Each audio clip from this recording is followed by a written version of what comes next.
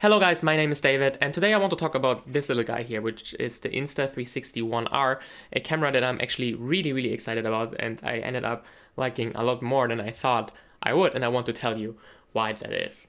I have a long history with cameras. I keep buying stuff, play with it for a while, find something I don't like, and then sell it to buy the next camera. So I cycle through a lot of cameras with the hope of finding something that ticks all of the boxes from my checklist the most. The cameras that excited me the most in the recent times were the Canon EOS M5, the M6 and the EOS R, and the latter one is also the one that I'm currently using as my main camera to record this video right now. The EOS R is a really good camera and it's full frame, but it's also very heavy, so it's not like the perfect solution to just go out and shoot a video really quick. I can't really take it everywhere with me when I go traveling. I mean, I can, but it's very heavy and I need the big lenses as well. And sometimes it's just a little bit cumbersome. For smaller cameras in recent times, there's of course the GoPro, then there's the DJI Osmo Pocket that I think is really cool. And then recently also the Insta360 ONE X, which looks really nice. And I had it in my Amazon shopping cart for a really long time, but I never ended up checking it out. 360 still felt like a gimmick, and it just felt to me that I still have to carry multiple cameras with me to cover all of the use cases. For example, I have a 360 camera, I have an action camera, I have something with really good stabilization. There was no camera that just does all of it. And then this one came around, the Insta360 ONE R. This little camera here doesn't look like it, but it does everything. It's like someone interviewed me or picked my brain and extracted all of the things that I want in a camera and then created this. This camera is built very modular, so you can just take it apart and then put it back together in the configuration that you like the most. For example, right now it just looks like a GoPro, and if you were to vlog like this, you can't see yourself because it doesn't have a screen. Or does it? Because as I said, you can just take it apart, you can do this, you can just flip the camera, you can put it back together, turn it on, and hey, look at this, now it has a screen. So already, just by doing this camera already feels much more versatile than a GoPro. For the past couple days, whenever I went outside, I just put it in my pocket because it's so small and tried vlogging with it whenever possible. So let's cut over to some footage and see how it turned out. So for the first test, I'm just holding it handheld. I don't even use the tripod right now. It's a little bit windy, so I don't know if the microphone is actually picking that up. So I just hold the camera like this. How does this look like? So I also switched the screen to face myself so that I can actually see myself and what this camera is recording. I think it's really nice that I can see myself, but whenever now I want to record something that's in front of me, I have to do it like this. And then when I do this, I obviously can't see myself anymore. How is this as a vlogging setup? Just walking around with this stick now in front of me. How does this look compared to handheld? How's the microphone when I'm more far away from the camera? Can you tell me? For the setup, I'm also still using the screen facing myself, so that I can even if it's in a distance, I can still see if I'm correctly framed, which I think is actually really nice. I also put the camera side by side with the EOS R, which looks like this. So I have my main camera, which is the EOS R, here with me. Mariko is gonna hold this one, and this is also a very wide lens. So this is the 16 to 1235 with stabilizer. And I want to see how this one compares to this one for this vlogging.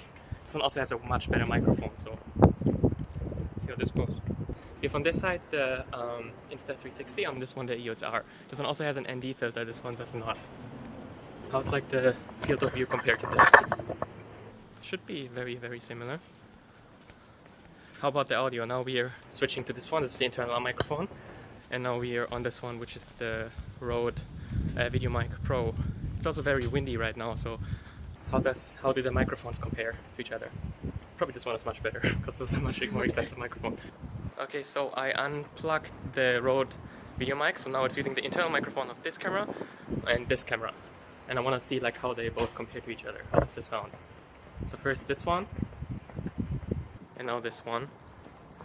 Which one has the better internal microphone? This one also doesn't really have a meter, so you cannot actually see if the audio is clipping, what this one does. I mean, obviously the EOS R is much better, but it's also a lot heavier, more expensive, and not so easy to carry around. So given the small size of this one, I think it doesn't really matter, does it? Slow motion also really surprised me. This module here, the 4K module, can shoot up to 200 frames per second if you record in full HD, which is just more than enough. I think you can already see a pattern here. This camera is extremely versatile. You can vlog with it, you can use it to shoot different things, you can record time lapses, you can record slow motion. It's like everything that you need in your daily vlogger life, this camera can probably do. But of course this isn't just a action camera, it's called Insta360 for a reason, and that's because it can shoot 360 video. For that, Insta360 has the 360 module, which looks like this. And as before, if you want to attach this to the camera, you would just take it apart, put this little thing back on, put it back together like this, and now we're in 360 mode. I was always curious to see how 360 does for vlogging, so I went outside and took some more videos. So now we switched to a 360 module instead of the small 4K module. How does this sound? How does this look like for just vlogging? If you just walk around like this and talk, but now it's in 360.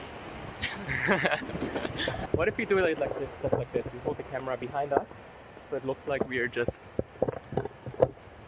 like the camera's just floating behind us, and we can just talk like this. How's this?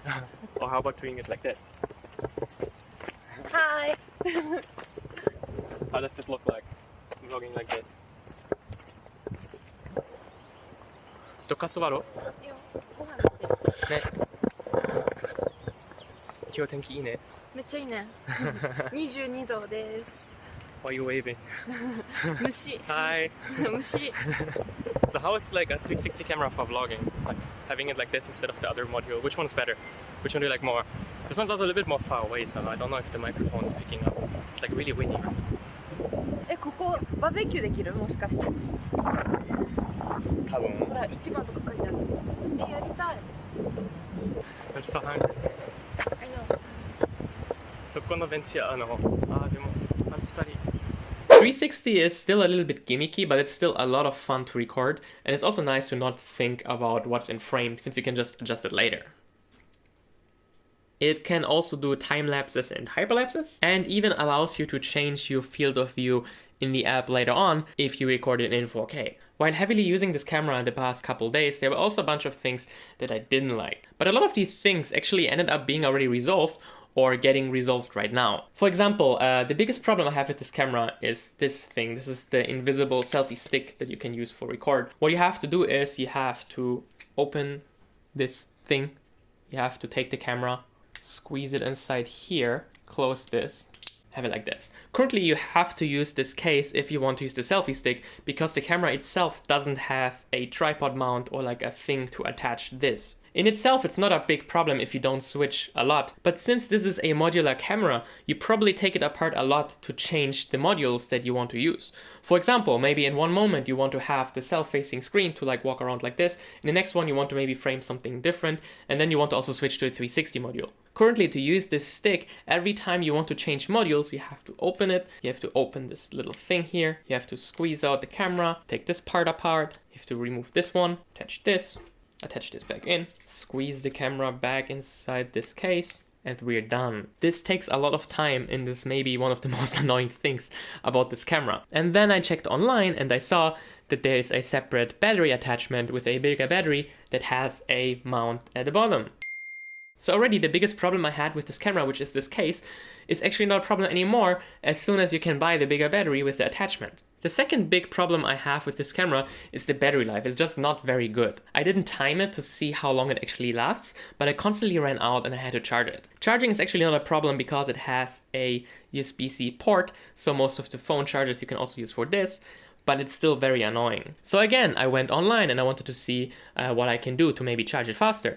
And that's when I noticed that actually this little red thing here, this one, is the battery. So if you're a heavy user, you can just buy a lot of these batteries, put it in your pocket, and whenever you run out, you just like take one off and you attach the next one on it, and bam, you're back to 100%, you're ready to go. And then as I said, there is the bigger battery attachment that is going to get released soon, and once that comes out, maybe you'd have even less battery issues. Then there is low light. This camera is just very, very bad in low light. Like, very bad. Don't try to use it in the dark because the footage just looks like shit.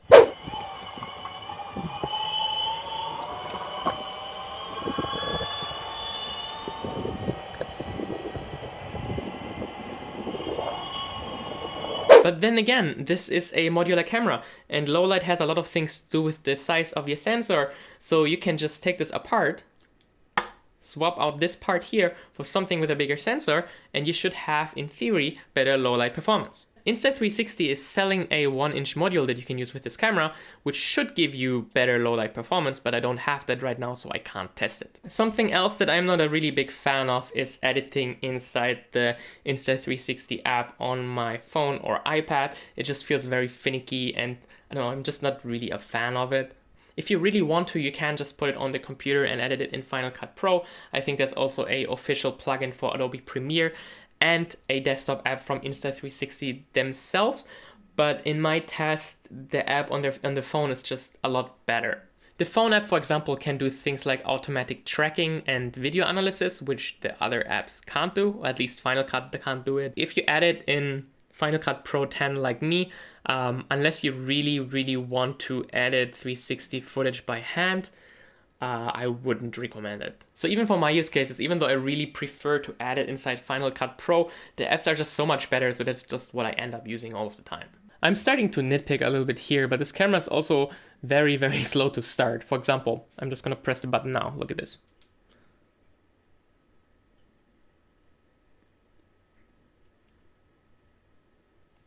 So it's not like the kind of camera that you pull out of your pocket, you press the button and you're ready to go, because it's just really slow. But I'm really hoping that with like future updates, they fix some of this slowness and make it a bit more responsive. There are also adapters for microphone that you can attach to the USB port here that then attach to this case, but I don't own these, so I can't test them right now either. Okay, so for this camera there is actually a microphone adapter, but I don't have this one, so I cannot really compare it with a different microphone, but what I do have is this one. This is the Zoom H1N recorder and a lavalier microphone. It's still recording with this internal microphone, but let's switch to this one here. How does this sound in comparison? So having like a vlog setup like this, so even if I like go more far away, like if I walk around, you can still hear me crystal clear. While if I switch back to this one, you probably cannot hear me very well because it's really far away. So imagine you just have it handheld and you're walking around like this, but instead of using this microphone, we're using the lavalier here. In theory, the lavalier should be much better, but I also have no way of monitoring the audio right now. So I have to see on the computer how it sounds later on. I'm also not sure if it's better to have the microphone adapter for this one, because it would add like a really big microphone on top here. So how is this handheld setup for vlogging? What do you think? Importing videos from the camera into the app over Wi-Fi is very slow, and I wish there was a faster way. I tried connecting the camera with a USB cable to my iPad with the hope that it could just download the footage over USB, but that didn't work and it just ended up charging the camera. Another very small nitpick, but this is really like a really big nitpick. So they give you this little protector thing here for the 360 camera, because it's like pointing out to the side, so you can just put this back on and now your lens is safe.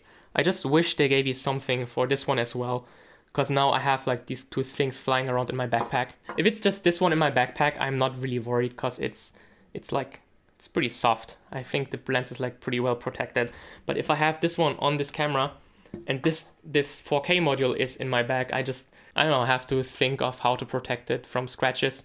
If they already give you this kind of thing for the 360 module, why can't they just give you something for this one as well? So yeah, as you can probably tell, I really like this camera. I'm a very big fan of it. It's also going to be the camera that I take with me when I go traveling or when I want to vlog. It's just everything that I need on the go in like this tiny ass package. I might get some more batteries though, maybe a bigger memory card. And I'm absolutely going to buy the attachment for the battery so I don't have to use this thing anymore. I think it's also really funny that both of the cameras that I like the most are called R. We have the Canon EOS R and now we have the Insta360 ONE R. I don't know, R things are just really good. This was the first time of me ever reviewing a camera. Let me know what you think about this kind of video. Is this something you want to see more of, me talking about cameras? Is this a camera you might consider yourself? I think if you want something small, pocket size like this, you should absolutely consider it. It's a very nice camera and it will just get better over time. Yeah, let me know what you think about this video in the comments below. If you want to see more of this kind of content, let me know. Thanks for watching and I hopefully see you in the next one. Bye!